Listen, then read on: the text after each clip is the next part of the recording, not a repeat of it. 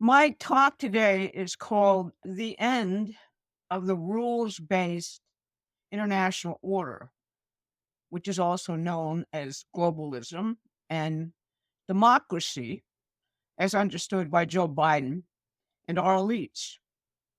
Alternatively, you might call it Who is George Soros anyway?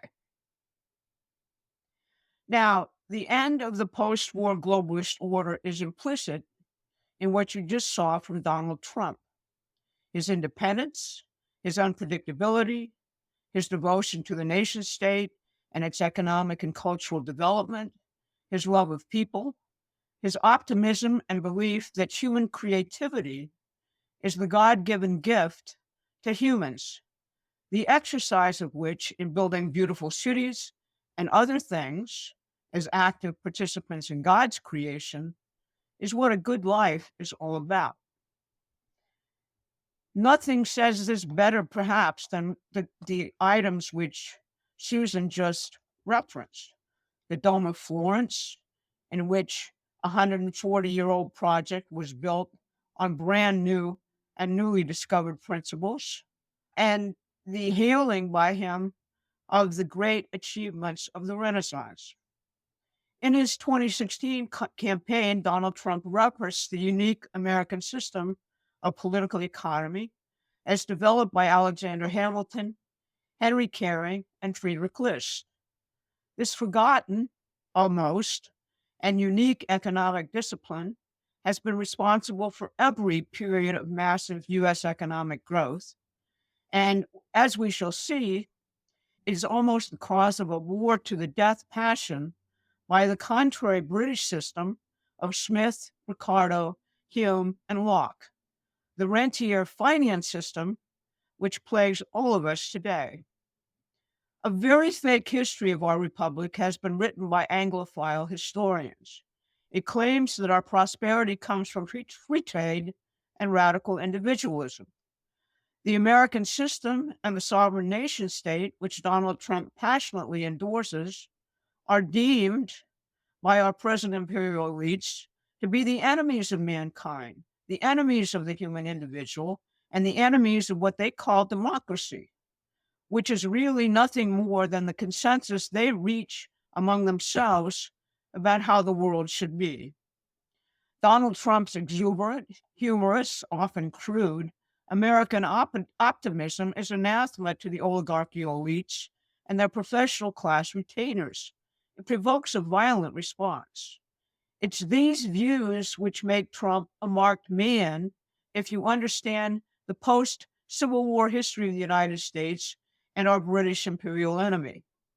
Linda LaRouche once said that the oligarchs respond this way as a type of species hatred of human genius, which they fear and cannot control. Trump's enthusiasm and practice of creativity is that which they hate and can't control.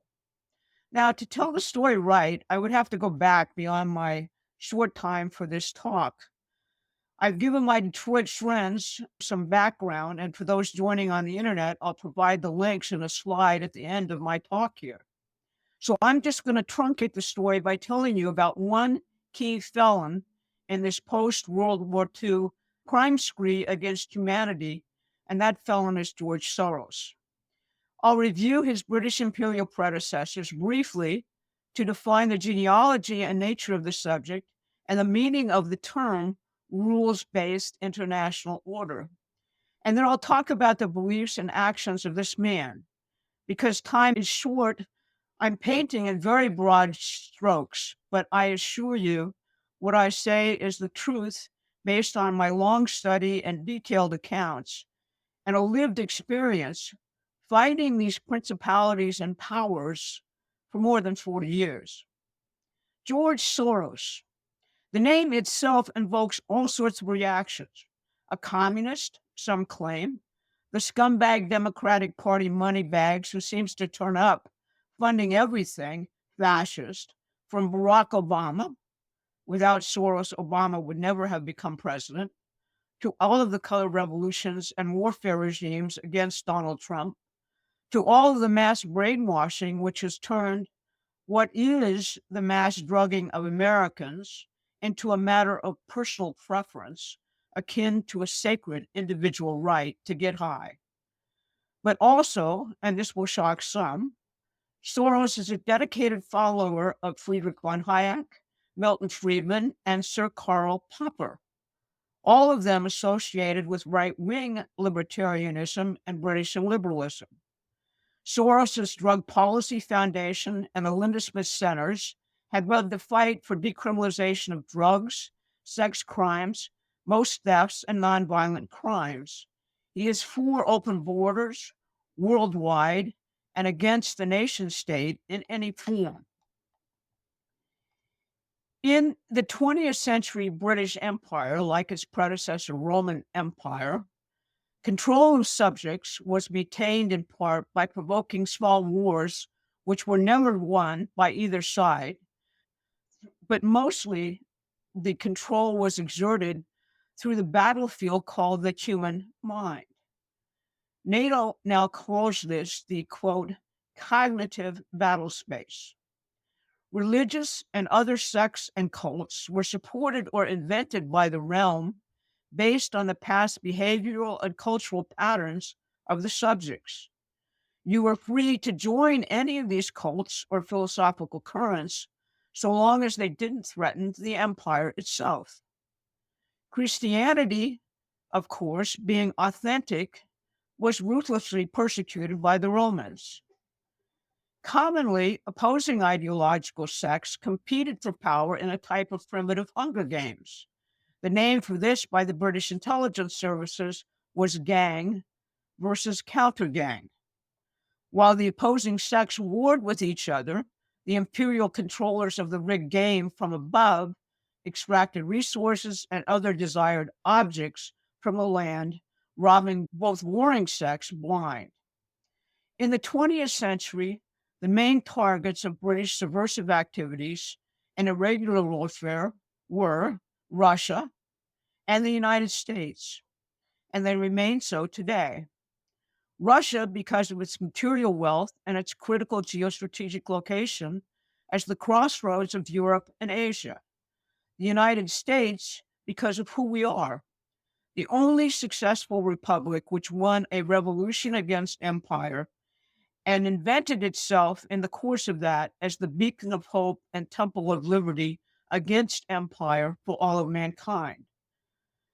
The United States, invoked by Trump, is what the empire has fought to kill ever since our revolution. Now, the US and Russia were allied in our revolution. Catherine the Great led the League for Armed Neutrality, without which we would not have won. We were also allied to defeat the Confederacy. The Confederacy and Adolf Hitler were also joint enemies, both of which were British imperial projects. The Confederacy aimed to dismember and balkanize the young American Republic. The British-sponsored Hitler Project aimed to do the same to Russia. What if the Civil War alliance between the US and Russia had blossomed, and Russia fully developed an American economic perspective in the heart of Eurasia in conjunction with the Germans? At the time, it looked like this might happen, and it would have ended the British Empire. To meet this threat, the British Secret Intelligence Services instigated color revolution after color revolution across all of Europe, including Russia. Lord Milner and the British ambassador to Russia, George Buchanan, for instance, are provably responsible for the February 1917 Russian Revolution, which overthrew the Tsar and ushered in communism. Karl Marx was sponsored during his long London residence by David Urquhart, an oligarch and hater of Russia and a fervent advocate for returning to feudalism European-wide. Marx wrote diatribes under Urquhart's sponsorship against the American system economics of Friedrich List and Henry Carey, the economists most responsible for Lincoln's defeat of the Confederacy. Following World War I, American intelligence, which wasn't in the CIA or the OSS or any other post World War II invention, but instead resided in the Army and a very different State Department, had identified the new generation of color revolution cults then coming into being as synarchy, Nazi/communist. So defined because the synarchist cult, operating chiefly out of Britain and France, deployed ostensibly opposing pro-communist and extreme right-wing forces for encirclement of targeted nation-state governments. The synarchists, backed by British and French bankers, were veteran officers of Napoleon Bonaparte's various campaigns and sought to make Bonaparte the ideal strongman, the beastman model for all future dictatorships. Hitler won the race to attack Russia on behalf of a captured Germany over the left-wing faction of the Nazis under Georg Strauser. Mussolini started out as a very left-wing socialist and ended up a fascist. Both were supported by the City of London and Wall Street, including the infamous Prescott Bush, George H.W. Bush's father.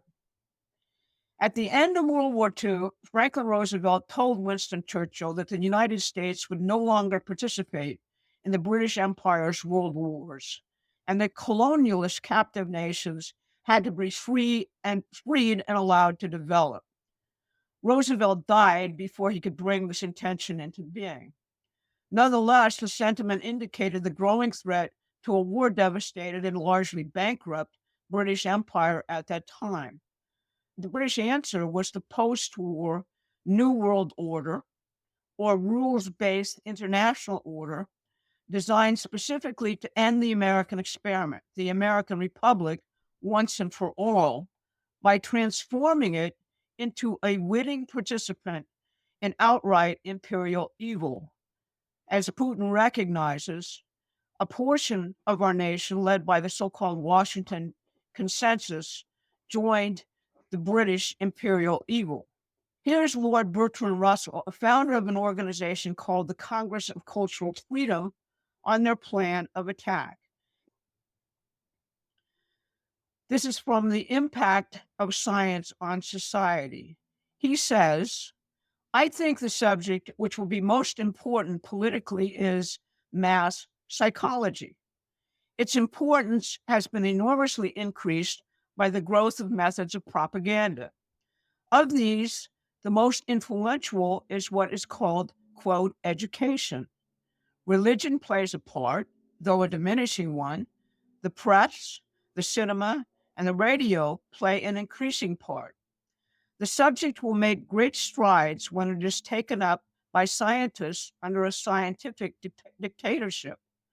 The social psychologists of the future will have a number of classes of school children on whom they will try different methods of producing the conviction that snow is black. Various results will be arrived at. First, that the influence of the home is obstructive. Second, that not much can be done unless indoctrination begins before the age of 10. Third, that verses set to music and repeatedly intoned are very effective. Fourth, that the opinion that snow is white must be held to show a morbid taste for eccentricity. This science will be rigidly confined to the government class. The populace will not be allowed to know how its convictions were generated. When the technique has been perfected, every government will be able to control its subjects securely without armies or policemen. In the same tract, Russell attacks the nation-state as the critical obstacle to freedom of individuals and the very possibility of world government. Now, the creation of this new rules-based order post-war went through three significant phases. The first was the immediate post-war period, in which its philosophical and psychological moorings were set. The second was the consolidation of the post-industrial society in the 1970s and 80s. The third was the post-1989 so-called end of history after the fall of the Soviet Union, in which the modern new empire was supposed to be consolidated. It was that consolidation, viewed as the 1989 forward golden age of this new world order by the British, which Donald Trump interrupted in 2016. During the first phase, London's Tavistock Institute pioneers theories of group experience, which could be used to alter values and change governing assumptions through use of terror and shock events. They found that individuals could be reduced to childlike and submissive states under these conditions. Mass media, of course, were essential to creating the controlled environment essential to aiding this process. The assassinations and other mass terror events of the 1960s and their impact on the entire baby boomer generation showed the promise of this approach. COVID and the events of September 11, 2001 also meet these criteria. A second front involved the Congress of Cultural Freedom, which Russell founded. It was a joint project of the British and American intelligence services, which set out deliberately to alter and permanently control culture. Under Rockefeller and Ford Foundation sponsorship, the CCF's philosophers, John Dewey and Sidney Hook, brought the Frankfurt School social psychologists to the United States to propound a new, and you hear this a lot these days from the Biden administration, anti-authoritarian creed of anti-fascist democracy in highlighters and quotes. Hannah Arendt, Max Horkheimer, Theodore Adorno, and the New Left's Herbert Marcuse were the principal ideologues. Fascism, they claimed, was not a synthetic ideology created through the British intelligence services. That's the actual true nature of what fascism was. It was, instead, they said, an organic social product of reason itself and the associated patriarchy. The rigid exercise of reason, they said, always leads to authoritarianism. Franklin Roosevelt was attacked by the Frankfurt School as the ultimate proto-fascist authoritarian. The German and Italian classics in literature and music were held to be a key part of fascist development. They must be suppressed and superseded by a deliberate and free, in quotes, irrationalism, all grounded in an erotically and sexually obsessed culture. Adorno studied the impact of atonal music on attitudes and the mind and dictated that, as he said, quote, modern music must seek oblivion as its goal. It is the surviving message of despair from the shipwrecked, end quote. The finding of the school's radio research project promoted soap operas as the ideal escapist entertainment based on primitive, repetitious themes, inducing mental regression and magical thinking. The Cultural Cold War is written about by Francis Stoner Sanders, and in his book, he details how the CCF completely controlled major media and Hollywood, just as Lord Russell proposed. Most public intellectuals, artists, and magicians in the US and Europe in the post-war period were either absorbed into the CCF or ostracized and isolated. In 1947, the economic leg of the post-war rules-based order came into being in Mount Pelerin, Switzerland, with the founding of the Mount Pelerin Society by Friedrich von Hayek, Frank Knight from the Chicago School of Economists, Karl Popper, and Ludwig von Mises. Von Hayek argued that the nation-state itself was the cause of totalitarian phenomena like Hitler and Stalin. Any mercantilist state, like Roosevelt's U.S., with its big infrastructure and other development projects, inevitably devolved to totalitarianism, von Hayek said. Like Marx before him, he directly attacked the American system of political economy and List and Carey as public enemies number one. His hero was Bernard Mandeville, the British economist and avowed Satanist. CCF and Mount Pelerin shared intellectuals interchangeably: Walter Lippmann, James Vernon, Max Eastman, Raymond Aron, George Shultz, and Karl Popper. In 1957, the CCF sociologist Daniel Bell announced a shift in the economic theory of development, which changed its metrics totally. No longer was growth of per capita income the standard. Rather, it was the quality of social justice and freedom which truly measured economic development. The CCF's Bell was also the first person to herald the dawn of the post-industrial society in the late 1950s and early 1960s. Now, George Soros, as many know, spent his adolescent years in Hungary under forged identity papers, working for Nazis to confiscate the property of his fellow Jews. He told 60 Minutes in 1998 he had no regrets. If he had not done this, somebody else would have. By 1947, he was at the London School of Economics, where he became a lifelong discipline or disciple of Karl Popper, the founder of the Mount Pelerin Society with von Hayek and von Mises. To give you a sense of what the warrior for freedom and against authoritarianism Karl Popper actually thinks, he thought the British Empire had liberated many of its subject possessions, its colonies, too soon. He said it was like leaving a kindergarten to itself.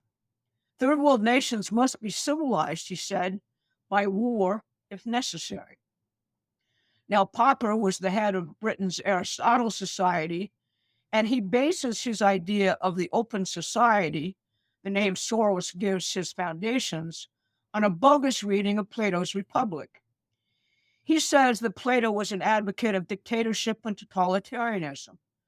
The problem arises, Popper says, because Plato believes that truth is ascertainable and knowable to man. It is not. That's absurd, he says. Also absurd, in Popper's judgment, is the idea of God and science. Thus, an open society, as advocated by Soros and Popper, is trapped solely in the present world of sense perception and hedonistic experience, the calculus of pleasure and pain, which is all mankind can ever hope to know. With these views firmly in place, Soros served his financial apprenticeship at a New York firm favored by European oligarchs and the Rothschild family. He left there to found his quantum fund, an offshore outfit also largely supported by old European fondi, including the Queen herself and the Rothschilds, with multiple ties to the British intelligence agencies and the private financial network headed by the Windsors, called the Club of the Isles.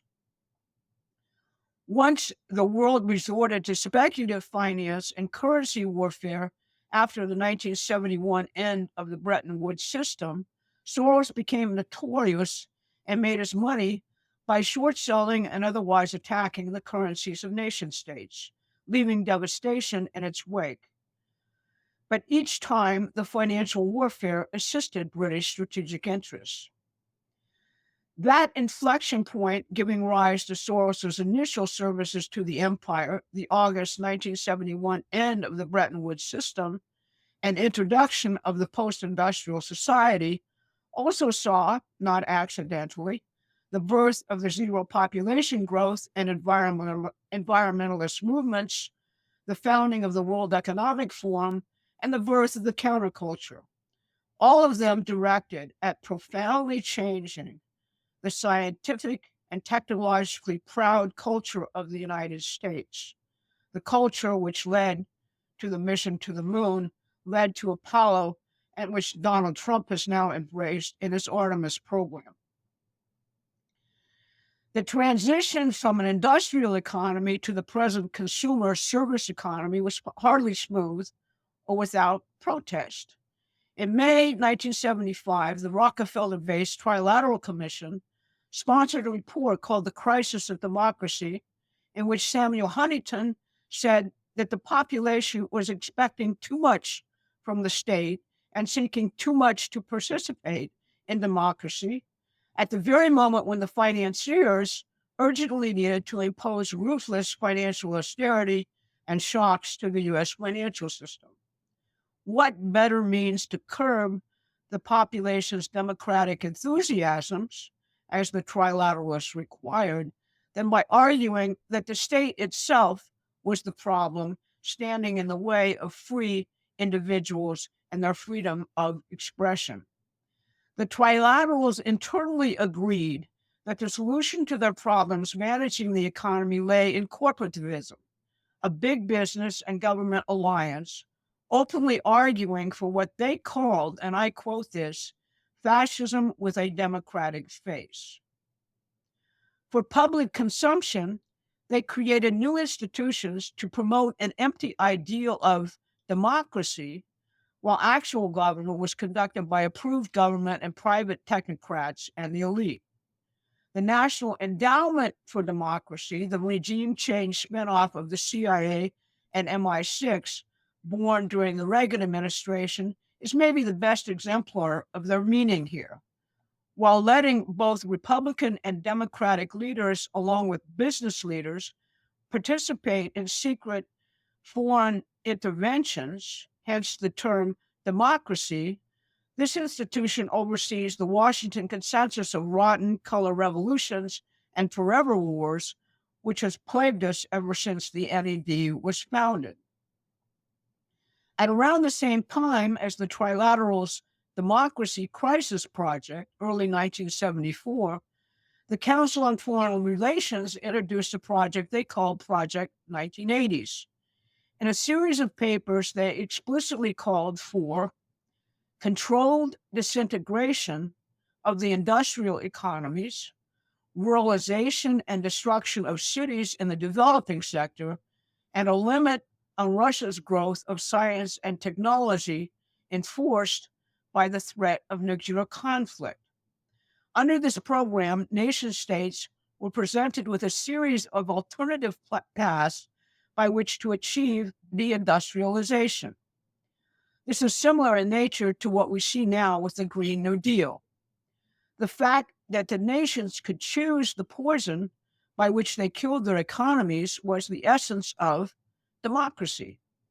Again, major participants in this project, such as Fred Hirsch, argued that the central conflict was between the American system of Hamilton and List and the British liberal system of Adam Smith, Ricardo, et al. He argued that the problem with the developing sector was their desire to use the mercantilist ways of the American system. At the same time, Henry Kissinger was putting in place National Security Memorandum 200, an overarching plan to drastically limit population growth and therefore any potential descent from the developing world. By the time the wall fell in 1989, George Soros was in full bloom as a British imperial operative. His first target was Russia. Economic teams led by Soros and his partner in crime, Lord Malik Brown, employed shock therapies to literally pillage every asset of the former Soviet states, collapsing these societies. Scientific cadre were offered enough stipends to eat, but nothing else, with many fleeing to the West if they wished to pursue any of their lifelong ventures.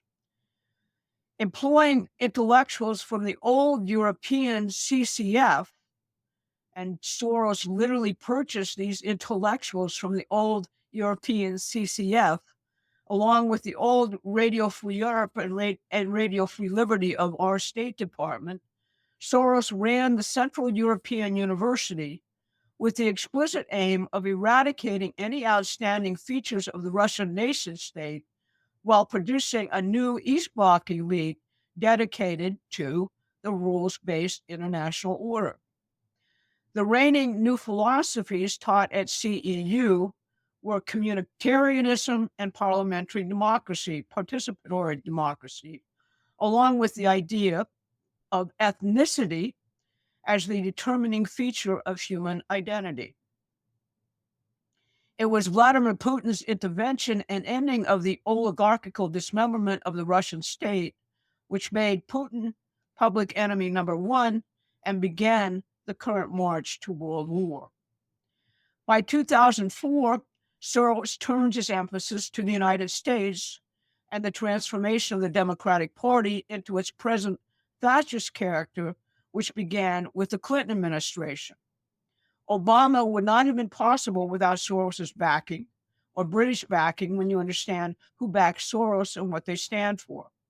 Just like in Eastern Europe, Soros funded hundreds of NGOs to train a political elite which would replace the traditional constituency leaders of the Democratic Party. By 2011, he had already provided over $48 million, which at the time amounted to lavish funding, to over 30 major media organizations, including the standard-setting Columbia Journalism Review. He and his Democratic Party-associated donors completely dominated the investigative journalist funding sphere. Again, control of the media was essential to Lord Russell's plan. So, you see, our present crisis has been a long time in incubation, more than a century, and involves issues well beyond what our news media says they are and what our universities teach. They involve the issue of the fundamental nature of human beings, creative participants in God's creation, or runting animals and beasts incapable of creating profound ideas or a future. I hope it's clear that in 2016, the American, Donald Trump, interrupted our long descent and the primacy of this corrupt and satanic rules-based international order and changed history. Sustaining that push for a new and truly American future is what Promethean Action is all about. Thanks very much for listening to me today, and I'll look forward to your questions later on.